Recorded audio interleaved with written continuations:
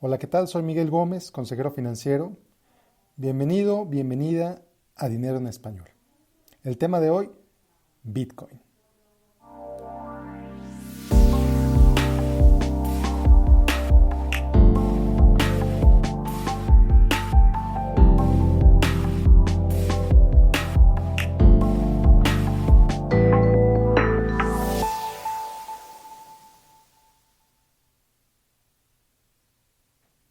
Bueno, pues el Bitcoin, el bendito Bitcoin. Parece que todo el mundo está hablando sobre él. Parece que todos se están haciendo ricos con él. O al menos hay muchas voces, algunas muy ruidosas, diciendo que ese es el caso. En cuestión de un par de años, el Bitcoin pasó de ser simplemente una novedad de la que solo se hablaba en círculos tecnológicos y libertarios, como se dice en Estados Unidos, a ser un tema de discusión diaria en medios de comunicación de todo el mundo. Prácticamente ya no hay periódico que se llame serio, que sea reconocido, que todos los días diga en cuánto amaneció el Bitcoin, o cuánto subió el Bitcoin el día anterior, o cuánto bajó, etcétera, etcétera, etcétera. Entonces, evidentemente, también mientras más se habla, más oportunidades, y lo digo entre comillas, de negocio empiezan a surgir alrededor de este tipo de instrumentos. Y existen innumerables esquemas de negocios piramidales en los que te dicen invita a tus amigos y gana, invita a tus amigos a invertir en Bitcoin o invertir en X moneda y gana. Y por supuesto, pues ya mucho he hablado al respecto sobre los esquemas piramidales en los que no solo corres el riesgo de perder dinero, sino también pones en riesgo tu amistad o tu relación personal con aquella persona que hayas invitado. Entonces, de pronto, gente que no tiene absolutamente ningún tipo de experiencia en inversiones, olvídate evidentemente tener licencias eh, para poder operar como tal, se sienten traders, se sienten gente que es capaz de invertir y de tomar decisiones de inversión, comparten screenshots en Facebook, te invitan a unirte a su grupo de trading, etcétera, etcétera, etcétera. Entonces, bueno, pues con todo este ruido y con los movimientos realmente increíbles que Bitcoin ha tenido, se puede decir que es una burbuja. ¿Es Bitcoin una burbuja? Te voy a decir que es difícil decir que no. Es difícil decir que Bitcoin no es una burbuja. A final de cuentas ha subido casi 1000% tan solo en el último año. 25% en el último mes. Este tipo de rendimientos, por supuesto que van a llamar la atención en los medios de comunicación, lo que por supuesto va a hacer que más gente esté interesada en invertir en esta moneda, lo que hace evidentemente que los precios sigan subiendo.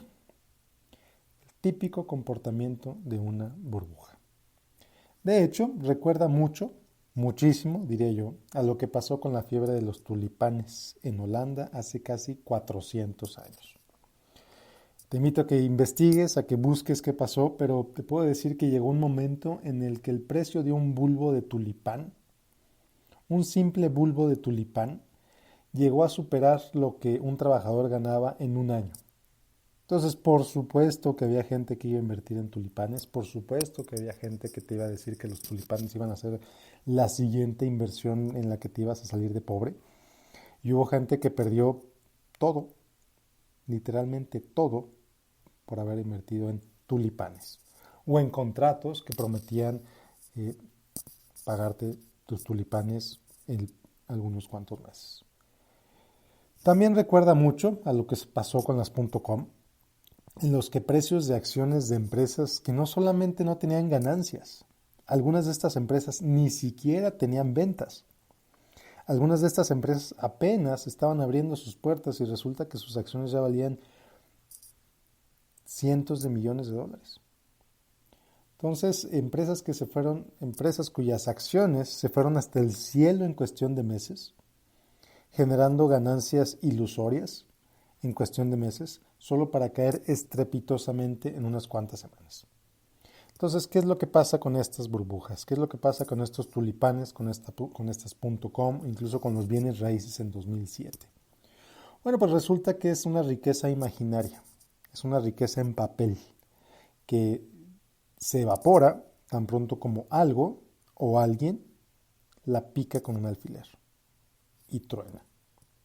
Y todos los que están invertidos en eso o pierden o todo o prácticamente todo en un plazo de tiempo muy corto. A veces toma semanas, a veces toma meses, a veces toma días.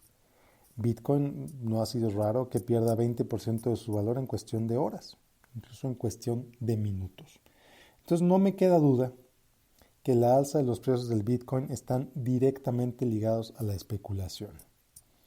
Más allá del valor que tenga como moneda, más allá de que hay que respalde ese valor de esa moneda. A final de cuentas, recordemos que Bitcoin no es más que el resultado de cálculos extremadamente complejos y cada vez más complejos que se hacen. Hace unos años tú podías haber generado Bitcoins con tu propio teléfono, por ejemplo, con tu propia computadora. Hoy estos cálculos son tan complejos y cada vez van a ser más complejos precisamente por el diseño del que Bitcoin está hecho. Son cálculos cada vez de una complejidad mayor, por la cual se requiere una capacidad de procesamiento cada vez mayor, por lo que cada vez va a ser más caro tan solo generar un solo Bitcoin. Evidentemente va a llegar un punto en el que, por diseño, el número de Bitcoins está limitado a cierta cantidad que se estima se va a extraer o se va a calcular para 2040. Pero bueno, es mucho tecnicismo, mucho rollo. Y al final de cuentas es riqueza imaginaria. Pero por otro lado, vemos que mercados como el Nasdaq, por ejemplo, ya anunció que piensa ofrecer contratos de cobertura, también conocidos como futuros, en 2018. Estos contratos de cobertura van a permitir negociar o comprar opciones, comprar contratos en los que básicamente dice, ¿sabes qué? Yo te compro el Bitcoin en X cantidad de dólares en 3 meses. Estoy comprando la opción de adquirir ese Bitcoin a cierto precio en cierto tiempo. O también estoy comprando la opción de vender mis Bitcoins a cierto precio en cierto tiempo. Entonces, pues sí, definitivamente la presencia de que un mercado como Nasdaq empiece a ofrecer contratos de cobertura, pues ciertamente le da cierta credibilidad a esta moneda, a esta inversión.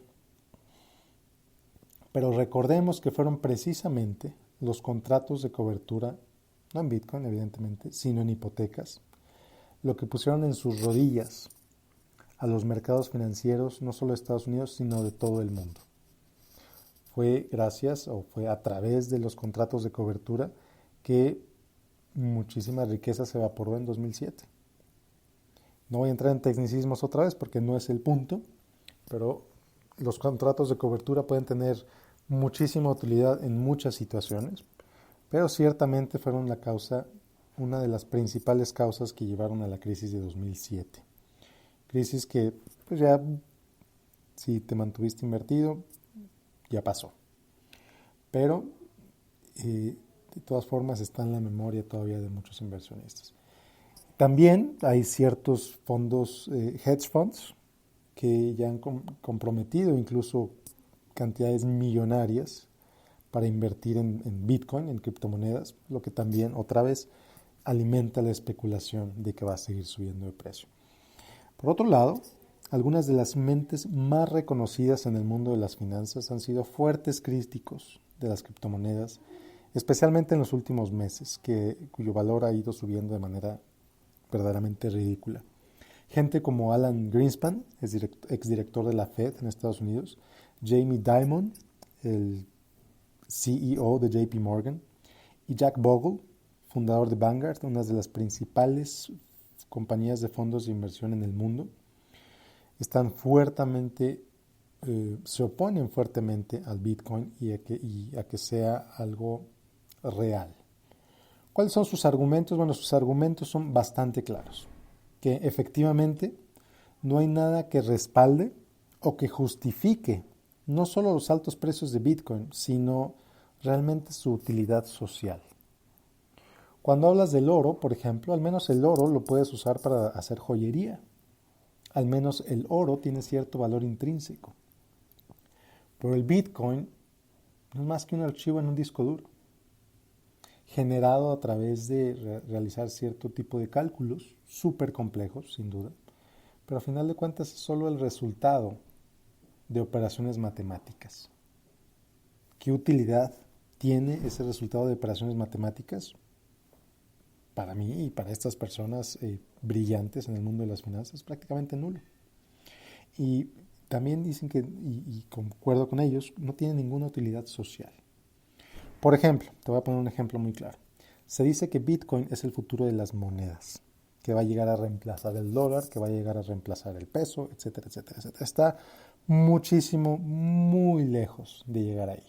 Y extremadamente lejos de llegar ahí. Estamos hablando de que Bitcoin hace operaciones infinitamente, el volumen de operaciones que se realiza en Bitcoin cada día es una gota del mundo de las transacciones que se hacen en el dólar, por ejemplo. Pero no solo eso, sino a través del sistema de pagos de Visa, por ejemplo, o de Mastercard. Está lejísimos que la cantidad de transacciones que se hacen en Bitcoin sea tan solo equivalente a lo que se hace en Visa o a través de Mastercard. Pero bueno, es muy difícil justificar el uso de Bitcoin. Por ejemplo, y aquí está el ejemplo claro que te iba a poner. Si yo ordeno una pizza y la quiero pagar con Bitcoin, una pizza a lo mejor cuesta $10, y la quiero pagar con Bitcoin, resulta que el costo por usar Bitcoin, el costo de hacer esa transacción, ronda alrededor de los $12. Entonces, evidentemente, no tiene caso pagar una pizza de $10 si el solo hecho de poder pagarla me va a costar $12. Y agrégale a esto la tremenda volatilidad que tiene esta moneda, que tiene este instrumento.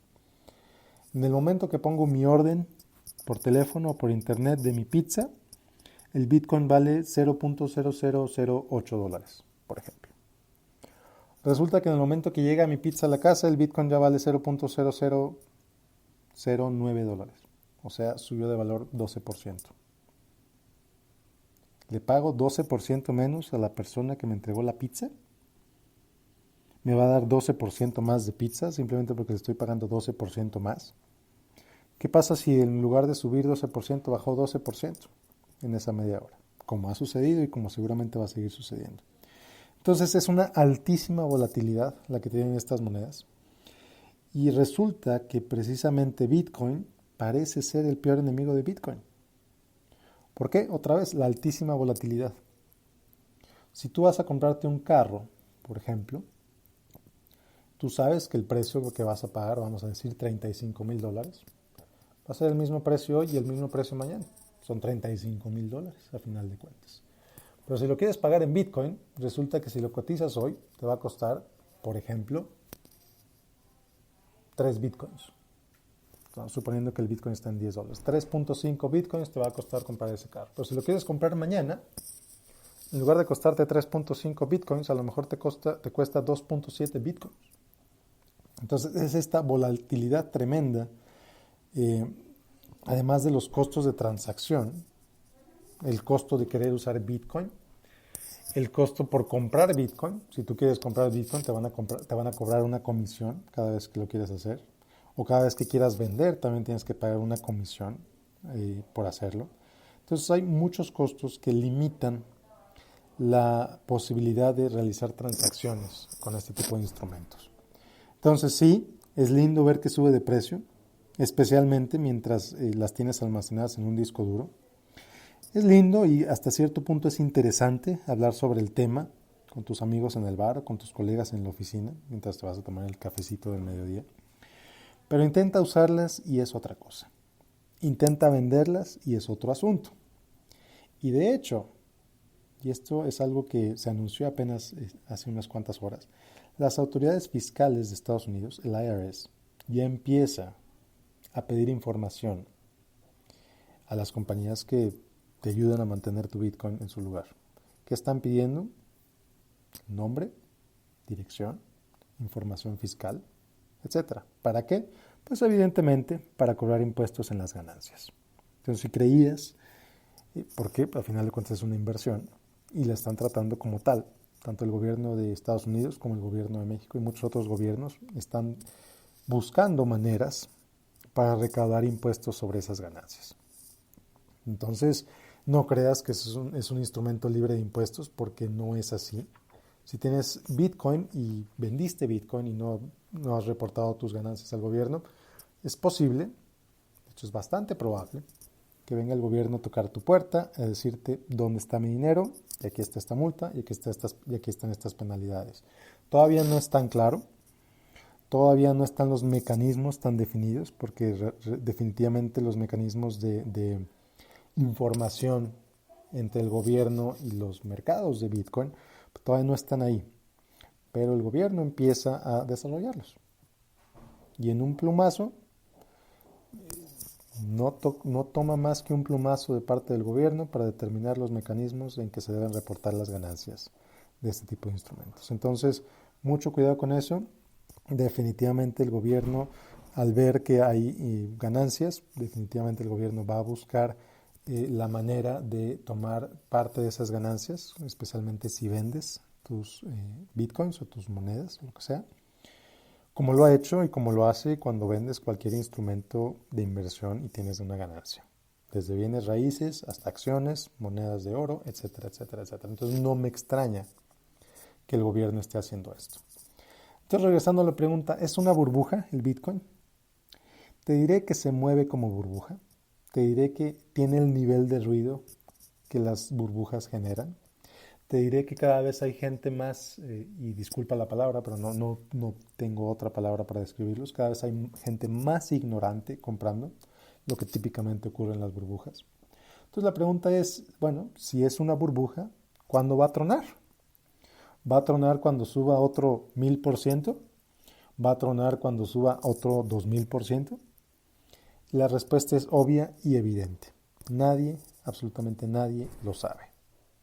Sí hay gente diciendo que es una burbuja y que va a llegar a cero, pues claro. También hay gente diciendo que va a llegar a $40,000 por Bitcoin, por supuesto. No hay pérdida, no hay ganancia en decir pronósticos.